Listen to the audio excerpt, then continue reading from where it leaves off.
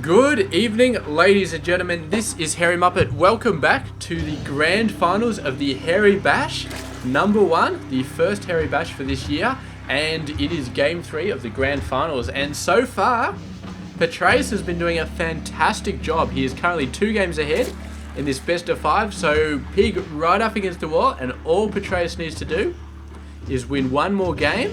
And I don't know, man. I mean, I thought PiG had a very, very good chance of winning this tournament, but particularly last game, PiG seemed to be a little bit off his game. He seemed to be doing things that didn't quite make sense. I mean, there was he knew there were mutas on the map, and he didn't have a counter for them. There was no infestors, there was no hydras, there were no mutas. All he had was spores and queens, and this was over like a 2-3 minute period at least.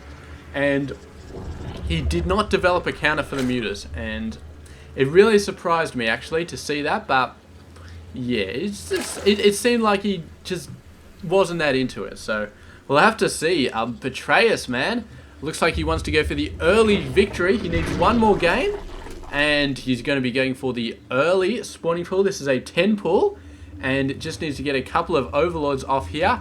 And then he will start streaming lings across the map. I don't know if he's going to be moving into a hatch off this. It looks like probably going to be for lings. There we go, bunch of lings coming out. So a little bit better economy than the 6 pool. The 10 pool, of course, you get a lot more economy. You can start to actually consider going for a hatchery off that ling pressure, which with a 6 pool, obviously you just got no hope because your economy is completely in the dust. But PiG going for his own spawning pool nice and early, so at least he has some chance of surviving this early pressure. It's definitely better. If it was a hatch first, I'd say he'd be toast, but it is a pool first, so he does have some sort of chance. Yeah.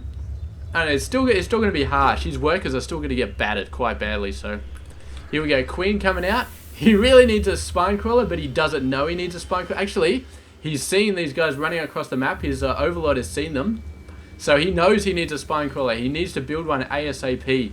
Because right now, yeah, he's in a lot of trouble. He's getting some lings out. I assume these are lings. Coming back. And between the workers and the lings, yeah, maybe he can make it happen. Okay, good stuff.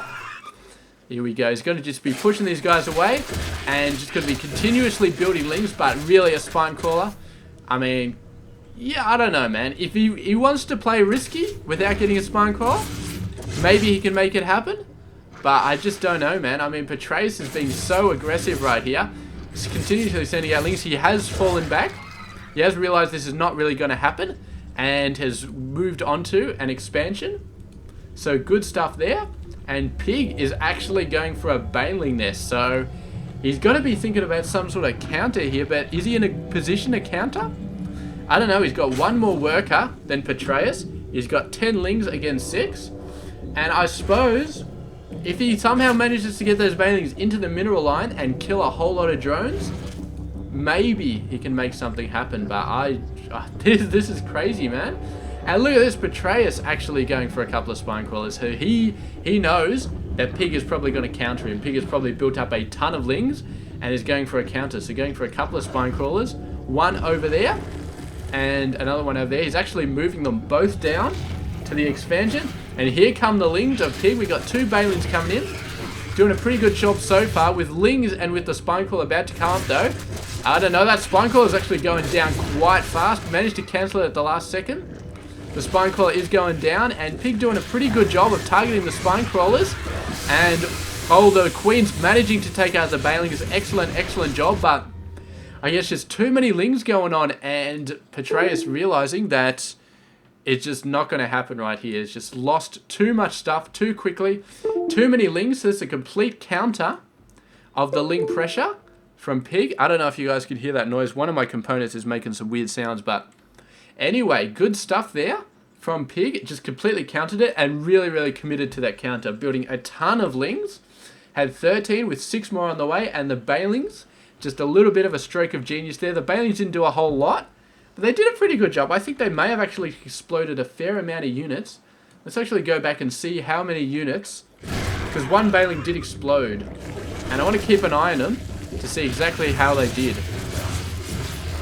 Oh, yeah, it did take out about 4 or 5 lings that are at low health. So, if it wasn't for that, Bailing, maybe Petraeus could have fended it off. I don't know, man. I really don't know. Maybe he still would have died, but that bailing definitely sealed the deal. So there we go. Pig coming back from being almost wiped out, and he has taken his first game in this grand final series. He's still one game away from losing, but at least now he's got a little bit of space to maneuver. So there we go. Petraeus is going to have to step up his efforts next game to try and take this series. He thought he could do it with a 10 pull, just boom, but Pig managed to fight back. And yeah, wouldn't it be awesome to go to an ace match in this series so far? So yeah, well, let's check it out. Very next game. Stay tuned. This has been Hairy Muppet. I hope you enjoyed this game.